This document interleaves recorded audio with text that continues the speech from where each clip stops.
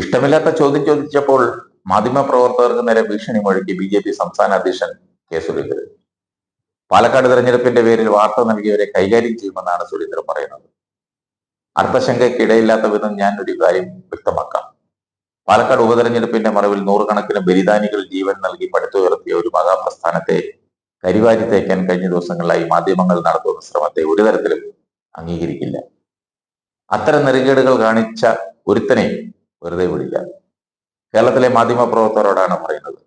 ഒരു മഹാപ്രസ്ഥാനത്തെ പൊതുസമൂഹത്തിന് മുന്നിൽ അപകീർത്തിപ്പെടുത്താൻ ശ്രമിച്ച ഒരു മാധ്യമപ്രവർത്തകനെയും വെറുതെ വിടില്ല. കള്ളവാർത്തകൾ കൊടുക്കുകയും അത് പ്രചരിപ്പിക്കുകയും ചെയ്തവർ ഏത് കൊമ്പത്തിരിക്കുന്നവരായാലും അവരെ ശരിയായ നിലയിൽ കൈകാര്യം ചെയ്യും. സുരേന്ദ്രന്റെ ഭീഷണിയാണ്. പാലക്കാട് ഉപതെരഞ്ഞെടുപ്പ് തോൽവിയിൽ സുരേന്ദ്രനെതിരെ വലിയ വിമർശനം ഉയർന്നിരുന്നു. പിന്നാലെ സുരേന്ദ്രൻ രാജ്യസന്നദ്ധ അറിയിക്കുകയും ചെയ്തു. തോൽവിയുടെ ധാർമ്മിക ഉത്തരവാദിത്വം ഏറ്റെടുക്കുന്നുവെന്നും സുരേന്ദ്രൻ വ്യക്തമാക്കിയിരുന്നു.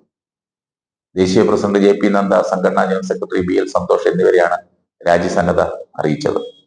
എന്നാൽ പാലക്കാട്ടെ സാഹചര്യം പരിശോധിക്കുമെന്നും ആവശ്യമായ നടപടികൾ എടുക്കുമെന്നും കേന്ദ്ര നേതൃത്വം സുരേന്ദ്രനെ അറിയിച്ചു. സംസ്ഥാന അധ്യക്ഷനായി നിയമസഭാ തെരഞ്ഞെടുപ്പ് വരെ സുരേന്ദ്രൻ തുടരട്ടെ എന്നാണ് കേന്ദ്ര നേതൃത്വത്തിന്റെ നിലപാട്. പാലക്കാട്ടെ തോൽവി സംബന്ധിച്ച് സുരേന്ദ്രൻ നൽകിയ റിപ്പോർട്ട് കേന്ദ്ര നേതൃത്വം അംഗീകരിച്ചു. പാലക്കാട് BJP നേതാക്കളെ പരസ്യ പ്രതികരണത്തിൽ നിന്നും വിലക്കിയതോടെ ഇനി ഒരു പൊട്ടിത്തെറി ഉണ്ടാകില്ലെന്ന വിലയിരുത്തലാണ് നേതൃത്വം. പക്ഷേ സുരേന്ദ്രൻ പരസ്യമായി മാധ്യമപ്രവർത്തകരെ വെല്ലുവിളിക്കുകയും ഭീഷണിപ്പെടുത്തുകയും ചെയ്താൽ അതിന്റെ വരുമരായികൾ അനുഭവിക്കേണ്ടി വരില്ലേ? അതൊക്കെ ആലോചിച്ചിട്ടാണോ ഈ ഭീഷണിയൊക്കെ നടത്തുന്നതെന്ന് അറിയില്ല. ഇങ്ങനെയാണെങ്കിൽ മാധ്യമങ്ങൾക്ക് വാർത്തകളൊന്നും കൊടുക്കാൻ പറ്റില്ല. എന്റെ വ്യക്തിപരമായ അഭിപ്രായം, തുമ്മിൽ തെറിക്കുന്ന മൂക്കാണെങ്കിൽ അങ്ങോട്ട് തെറിക്കട്ടെ എന്നാണ്. ഇന്ത്യൻ ഭരണഘടനയിൽ മാധ്യമ സ്വാതന്ത്ര്യം പറഞ്ഞിട്ടുണ്ട്. ആ ചട്ടക്കൂട്ടിൽ നിന്ന് വാർത്തകൾ ചെയ്യുന്ന മാധ്യമപ്രവർത്തകരെ കൈകാര്യം ചെയ്യുമെന്ന് പറയുന്നതിന്റെ ഉദ്ദേശശുദ്ധി എന്താണെന്ന് മനസ്സിലാകുന്നില്ല. BJP നേതാക്കളായ നരേന്ദ്രമോദിയും അമിത്ഷായൊന്നും ഇതുപോലെ മാധ്യമപ്രവർത്തകരോട് വെല്ലുവിളിയും ഭീഷണിയും ഒന്നും നടത്തിയിട്ടില്ല. സുരേന്ദ്ര, നിങ്ങൾ രാജ്യം ഭരിക്കുന്ന ദേശീയ പാർട്ടിയുടെ സംസ്ഥാന പ്രസിഡന്റാണ്.